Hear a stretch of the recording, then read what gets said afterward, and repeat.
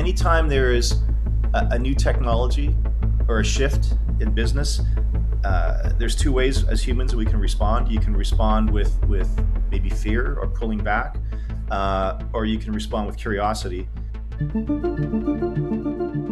There are several industries, and I think real estate is one of them, that are uniquely protected, if you want to call it protected, from being replaced by AI. Enhanced by AI? Absolutely. More efficient because of AI? Sure. Realtors are here, they're not going anywhere.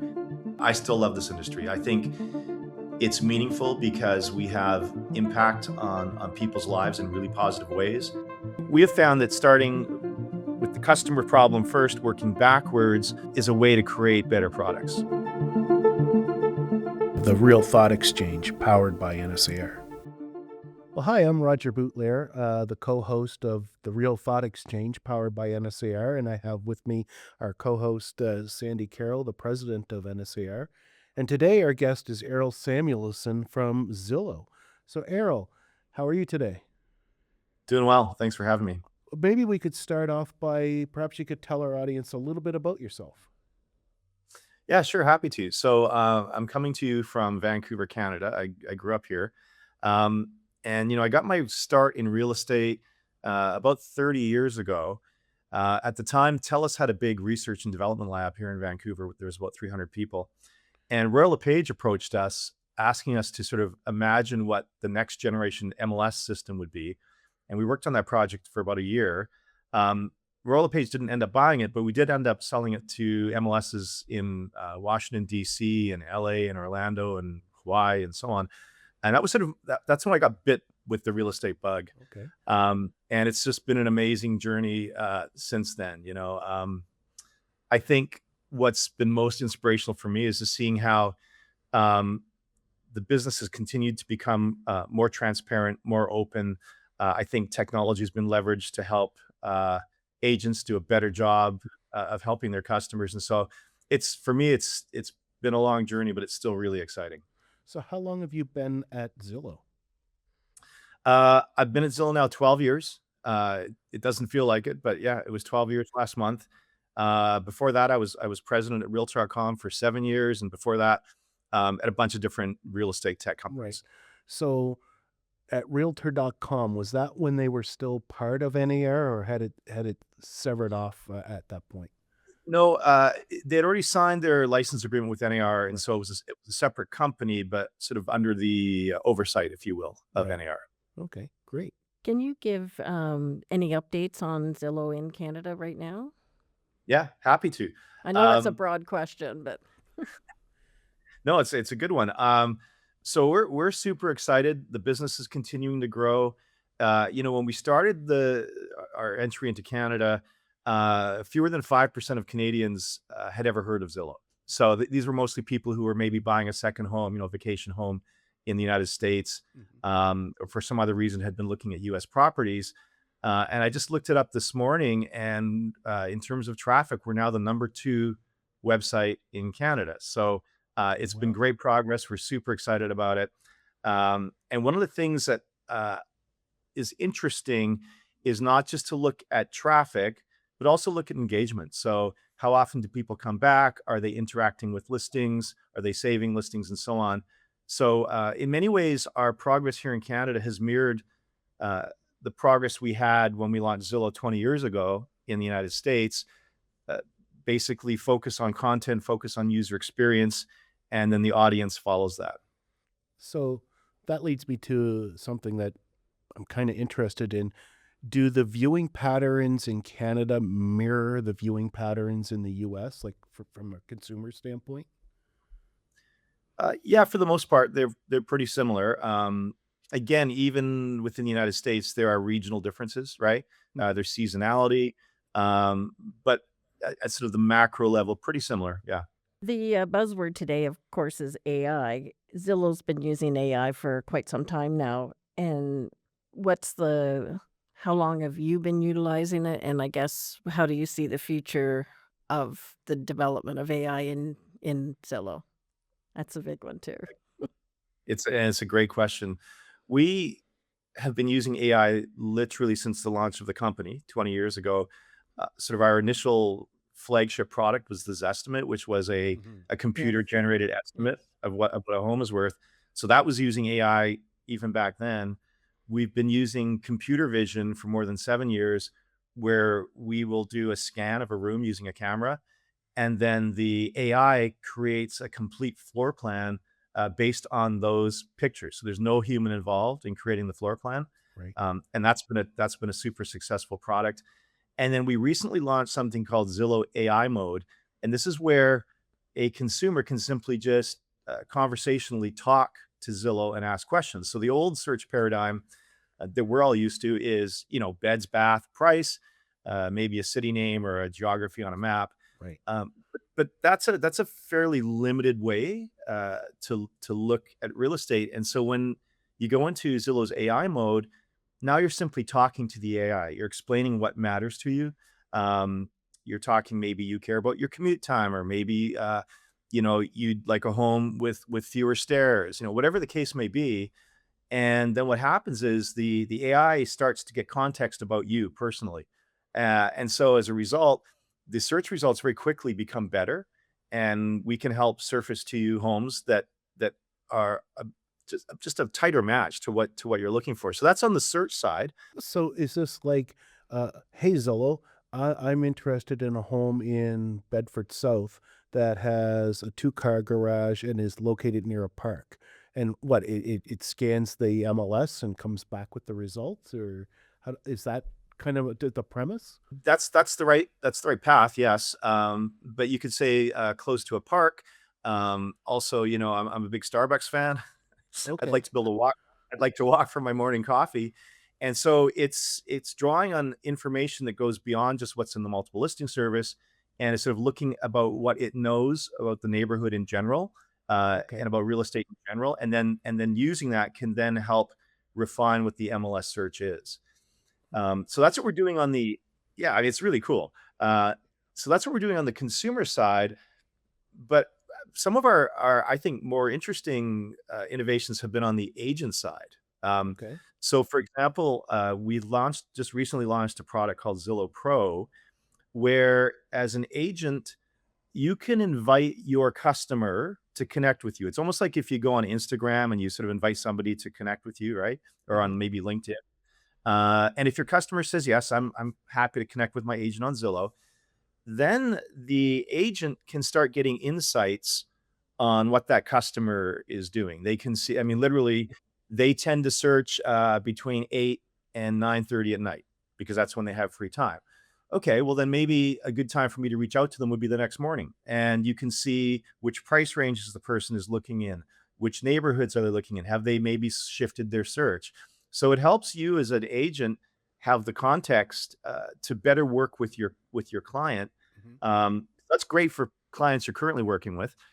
And then we've also built a feature in our Follow Up Boss product, which is like a customer relationship management product, where and I think we're all guilty of this, even with friends in our personal life. Uh, you lose touch with somebody. You haven't talked to Sure. them in a year. You meant to, but you Yeah. haven't. Yeah. You've Guilty. lost touch. Yeah, you've lost touch with a client, and the AI can actually write an email for you uh, to re-engage with that client based on sort of the history that you've had with that client over the years. And obviously, before the email gets sent, you review it, make sure it's Yes. it's Right. what you want. It doesn't just send it off on its own. Um, but what we found is that those AI generated emails actually have twice the response rate than if you or I were just to sit at the keyboard and get writer's block and decide what I was going to try to say. So there's Right. lots of different ways that we can use AI to help the consumer journey and the agent journey, and then connect those two together. Wow. I remember, you probably don't remember this, but I remember we were at some conference or another, and I had thought I had this brilliant idea on artificial intelligence and what it could do and what it couldn't do. And you looked at me like the stupid little kid that I was and said, Roger, we already do that. I was like, oh, okay. So, yeah, you guys have always been on top of your game. And actually, I would say one of the leading edge technology companies in the industry, which kind of leads me into my question. How do you how does Zillow go about their product development and kind of prioritize, because there's a million things you could do, I'm sure. Like, how do you prioritize what avenue you're going to go down? That's a really great question, and I think there's and I've fallen into this trap myself. As a technologist, sometimes what you do is you see some great new technology, that comes out. Maybe it's GPS on your phone, okay? Sure. Yeah. And immediately you say, "Okay, how do I take this technology and create a product?" In our case, for real estate. Yeah. And sometimes that results in interesting things, but the better approach, and it's the one that we try to follow, is you come at it from the other direction, which is, what are the pain points that my buyer or seller is having, or what are the pain points that agents are having? Where's their friction? Where are things getting dropped? And then say, okay, if those are the challenges that Right. customers are facing, what technology do we have? It's akin to saying, I'm hungry. Now let me go into the pantry. Once I've decided I'm hungry and I feel like Italian food, Right. then go into the pantry and see what ingredients you have, versus starting with the ingredients and hope that it's going to create, a good meal. Um, and so we have found that starting with the customer problem first, working backwards, is a way to create better products. So how do you find out about the customer problem? Like, how do you know? Like, I know, running an association, my lens tends to be a little bit different than our membership lens at times. So, I suspect it might be the same for a product development company. Like, your lens might be a little bit different than the consumer. So how do you find out what the consumer's touch points are or pain points are? Yeah, another great question. So we do extensive consumer research, buyers, sellers, renters. We look at first-time buyers. We look at different demographics. We talk to people who are currently in the buying or selling process, and Okay. you get these surveys where buyers, the majority of buyers say at one point they broke down in tears. Right. Um, and then we look at people who have bought or sold in the last 6 months, so they've had maybe some time to reflect on the process. So it starts with a bunch of research, and we do this ongoing. We have a whole research team that does this. And then we also do that same work with agents and with brokerages, and say, what are the Okay. business problems you're facing? Or, what are the challenges when you're dealing with a customer? What creates, friction What's in your that big relationship? pain points? Exactly. That's exactly right. Um, and then you try and go from there. There is a little bit of a risk here, right? Which is, what you want to listen to are the challenges, Mhm. but not necessarily the feature requests, although that's worth listening to. I would just say that I think if you ask somebody, in 2005 what they were looking for in a phone, they would not have told you the iPhone, Right. right? No. They wouldn't have said touchscreen or App Mhm. Store. And so, but if they told you that they would like to have a device where they could browse the internet and make phone calls, okay, that's a need, right? Right. And so I think the key is to look for needs and problems rather than features. Right. Okay. So right now you're primarily functioning in North America. Do you have eyes towards foreign market as well? We don't right now. We're very, very laser focused on the US and Canada.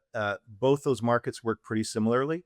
They work really well, I would note, Mhm. because we have multiple listing service, because there is transparency, because there is cooperation. Um, and so the products that we build in North America work really well in both countries. They're not as extensible if you were to try to take those products to Europe or, Japan or something. Okay. So that kind of segues into my next question. We're seeing, I guess, an uptick, a severe uptick, if you ask me, in the U.S. on private listing networks. We hear Yep. all the buzz about Compass, and then even Hannah going and launching their own private listing network.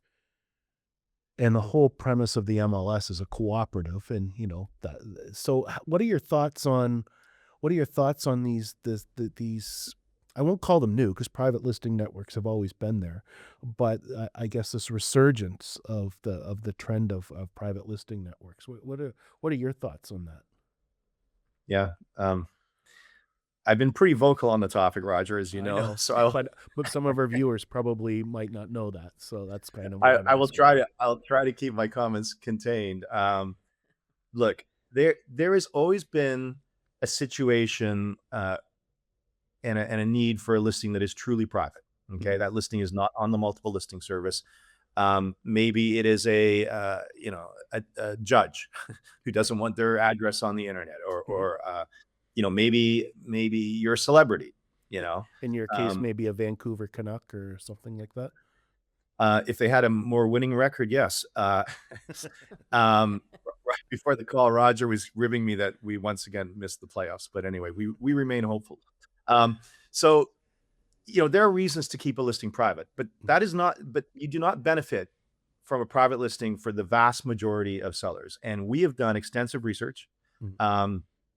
MLSs in the United States have done research that show that when sellers sell their listing off MLS, they leave significant amounts of money on the table. In our study, we showed that in California, on average, that's over $30,000. Okay. Okay. There was one in the Mid-Atlantic in the DC area. Their number was even bigger. I think it was closer to $50,000. And so sellers, and it makes sense, right? As a seller, you will typically get the highest price when more people see your home and there's more competition for it. And oh, by the way, your home will sell more quickly. So for sellers, when you have agents sort of trying to convince the seller to keep their listing off the MLS, in most cases, they are doing their seller a disservice. Now you flip to the buy side, okay, and it's really bad for buyers because now you don't see what might have been your dream home because it's hidden in a brokerage network. But maybe even more pernicious is the fact that these companies in the United States who are setting up these private listing marketing plans, where what they say is, well, it's not really private because if you come work with my brokerage, then I'll show you the listing. So what's happening is these brokerages are using these so-called private listings as a lure to recruit buyers who would much rather work potentially with a different agent, but now feel obliged. Well, if I'm going to get past that velvet rope to see all the additional content, I guess I'll have to work with this broker who's hiding the listings. So that's not great for the buyer. And it's also not good for small brokerages, because now they're competing with this big broker, which maybe has hundreds or thousands of listings that are off MLS. And their agents are saying, well, if I want access to the inventory, I guess I'll have to leave this smaller brokerage, which I love, and go work for this big conglomerate because that's the only way I can get my hands on the listings. And then finally, there's all sorts of fair housing issues, right? When you start selectively hiding listings from people and different categories of the population get different access, it's a recipe for disaster. So we think that the cooperative model, the transparent model, which MLSs have been facilitating, and is so unique and so special about North America, is one that is not only worth preserving but worth fighting for. And so, I'm happy that we don't see this as much in Canada, but I think it's worth watching out for. Absolutely. And this whole private network thing, I'm hoping it's just part of a cyclical process in our industry. As you know, like our industry goes through cycles. Maybe this is just a short-lived cycle, I guess, because if you talk to anyone outside of North America, anyone who does global real estate, North America is the envy of the world with our MLSs and the portals that we have. It's crazy in some of the other countries. Like there's so much fraud and so much dishonesty. The MLSs, for if they do nothing, they keep the realtors on the up and up, and the public has a lot more trust, I would say, doing real estate transactions in North America than perhaps they do in other countries abroad. Yeah, I mean, the MLSs are the trusted source that people can rely on, and that's an important piece that we don't want to lose. I completely agree. It's interesting, you don't see a lot of fraud when it comes to listings for sale properties that go through the MLS. You do see a lot with rentals because you've got a Craigslist or a Kijiji. I'm not picking on those sites, by the way, but there's a whole compliance function that the MLS provides that I think people just take for granted, but is incredibly valuable, particularly on a transaction that is so life-changing, so significant, right? Oh, absolutely. And the MLSs do a great job. They do. So Zillow has recently launched, and it's getting a fair bit of good press, the Zillow Preview. Can you explain to me what that is? I know at a very high level, but can you tell us what that is? Sure can, yeah. So we announced the program a few weeks ago. It is not yet live, but about to go live. Okay. And the idea behind the program, a way to think about it would be a trailer for a movie. So the movie's not in the theaters yet, Mm-hmm. but what you're doing is you're building anticipation, you're building excitement, and so that when the doors to that movie theater open, there is an audience that is waiting and excited to go see it. So it's similar with Preview. The idea here is these are listings that are not quite ready to go on the market. But what you wish to do as an agent is to generate excitement for it. The way you generate excitement and generate interest for that listing is to put it out there on the open internet without a registration wall or any sort of gating around that. Let's just put it out there, okay, and then see how the market responds. So with the Zillow preview listing, this is a pre-MLS listing. It might be, so like in Canada, if we don't have it in Canada yet, but if we did it, that might be for the 3 business days before you would put the listing into the Yes, I was going MLS. to say we have the whole realtor cooperation policy here in Canada, so there would be Right. in Nova Scotia it's 3 days. Yeah. So okay. So it would be those 3 days. The way the product works is there's a button that says take a tour, but you can't actually schedule that tour until after the expected go live date. So this is the equivalent of buying the movie ticket for opening night on Friday. Right. But you can't go see the movie today. Now on the back end of the system, there's a screen that only the agent can see. And so the agents can see, okay, how many views is this listing getting? How many people have pre-scheduled a tour? How many have shared this listing with a friend or saved it as a favorite, marked it with a heart? And so very quickly, the agent can get an early glimpse before the listing even goes into the MLS to see, are consumers engaged with this listing? Mhm. Okay, is the price right? Should I be changing something? Maybe the staging's wrong, right? And then there's also a tool that, again, only the agent can see, where they can actually put in 3 different prices. Now, those prices do not get shown to the public. This is just a tool for the agent. And we will say, based on the preview traffic we've seen, we can estimate for you how quickly that home is going to sell at each one of those price points. So now it basically gives you on the one hand, generate excitement for the listing before it goes active. And on the other hand, get some very early feedback to course correct if for some reason the market is responding differently to the listing. By the way, maybe you're overwhelmed with Right. excitement about this listing. So maybe you go to market at a slightly higher price. So in the United States, we've signed agreements with a bunch of companies to work with us on this product. We've signed agreements with Remax and with Keller Williams, Engel and Volkers, a bunch of large independents. There's a group called Leading Real Estate Companies of the World that we're Mhm. working with, and there's just a ton of excitement about it. And Okay. and we're looking to see how it works once we turn it on. Well, our friend Greg Robertson gave it glowing reviews, so if he thinks it's a good idea, then it probably is. I hadn't seen that, but that's great to hear. What are you able to share what's next for Zillow?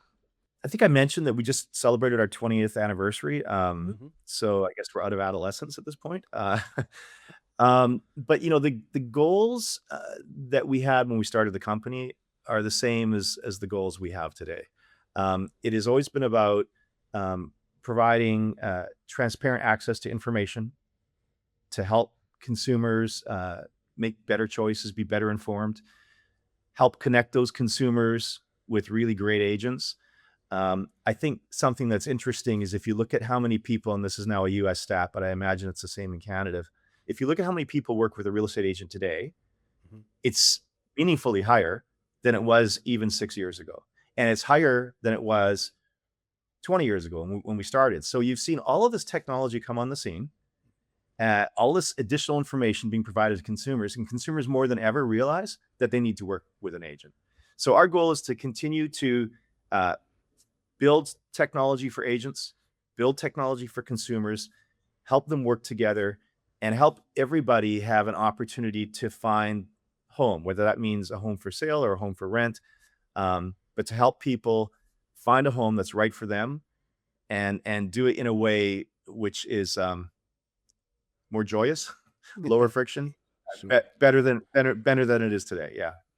Isn't that Brad Inman's dream, a seamless end-to-end transaction? Um, Yeah, he so used to call it the latte transaction, right? As that easy is as ordering correct. a coffee. I'm not sure it Yes. will ever get that easy, but certainly there is room for improvement. Yeah. So in your role at Zillow, you operate on both sides of the border, the U.S. and Canada. And some say when the U.S. gets a cold or sneezes, Canada gets a cold. So are you seeing any trends outside of AI now? Any trends in the U.S. that you see coming to Canada, perhaps in the mid to near future? It's a great question, Roger. I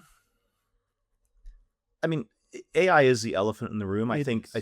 I think you're going to see not just in our business, right, but in every business, you're going to see a lot of innovation, streamlining, sort of these moments where you're astounded, right, Hmm. that can happen. So certainly AI.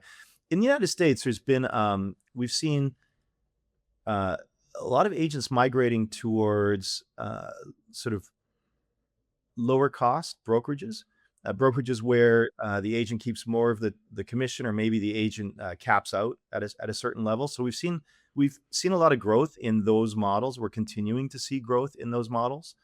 And I think we've seen some of that in Canada, so I don't think that's news to anybody up here. No. Um, I think we're continuing to see the growth of agent teams, so specialization.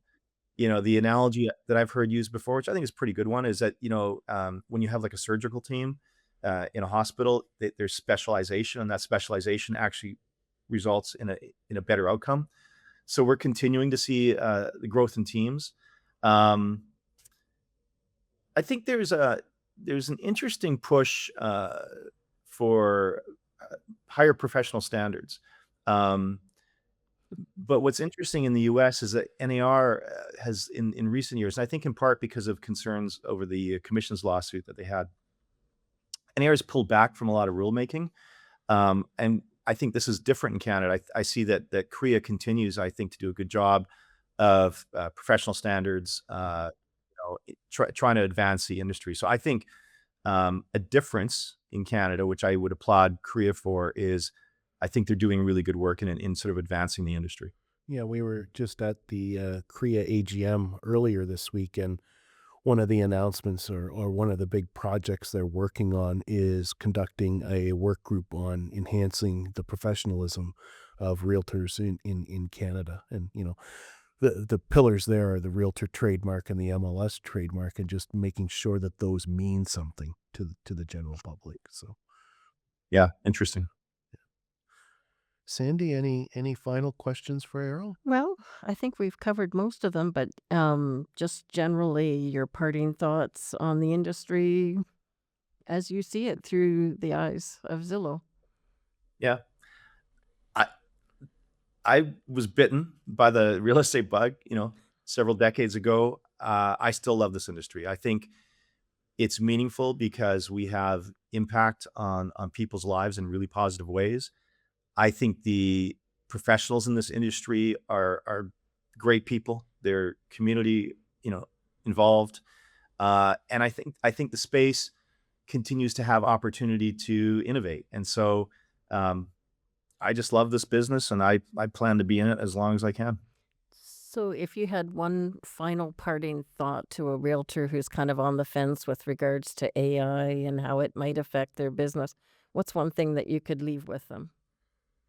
That's a great question. I think anytime there is a new technology or a shift in business, there's two ways as humans we can respond. You can respond with maybe fear or pulling back, or you can respond with curiosity. And sometimes curiosity is a little bit harder to do. But I think the key would be uh, embrace it, right? It's not going away. Uh, so go and experiment with it. Go play around with Claude or with ChatGPT. Learn about agentic AI. All sort of try to keep up with all the new things that are happening. And I think what you'll discover is that and we've seen this in the past with other technology shifts, that the agents who are curious, who jump in early, who embrace, end up being hyper successful. So I think that I would say jump in, embrace, learn, and you will be pleasantly surprised. Yes, you're not, Right. there, Yeah. AI will never take the realtor out of a transaction. It's just going to enhance it. There are several industries, and I think real estate is one of them, that are uniquely protected, if you want to call it protected, from being replaced by AI. Now, enhanced by AI, absolutely. Yes. More efficient because of AI, sure. But because of the nature of the business, it's physical, it's real properties, it's super emotional, it's super high stakes given the size of the transaction. Realtors are here; they're not going anywhere. But can they be more efficient with AI? Sure. Can they deliver better service? Yes. So that's why I would say be curious, lean in, embrace.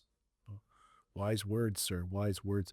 I can't believe Zillow's only been around 20 years. It seems like you're such like you're kind of like Kleenex, like such a household brand that I find it hard to believe you did all that in 20 years. That's amazing.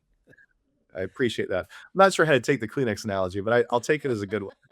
Well, everybody calls, No, you're right. yeah, They don't call it tissue, right? They yeah, call it that's right. They Kleenex. call it Kleenex. Yeah. So Yeah. it's amazing to me that it's only been 20 years. And I want to thank Zillow. I know, you know, sometimes Zillow can be a lightning rod depending on who you talk to. But if you've done nothing else for our industry, you have made everyone around you better. You've pushed us as an association to be better. You've pushed your competitors to be better.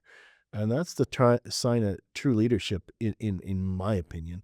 And like I say, you've always been on the leading edge of the trends, or not the trends. That's a poor choice of words, but on the positive advancements in our industry. And like I will take that to my grave. Like, Roger, we already do that. So you guys are so far ahead of every of us common folk. It's amazing. So thank you so much for being with us today. Certainly appreciate it. I'm hoping our listeners got something out of this. I know they got something out of this. And Errol, will see you probably at the next conference. Yeah. Thanks very much. Thanks for having me. Thank you. Thank you.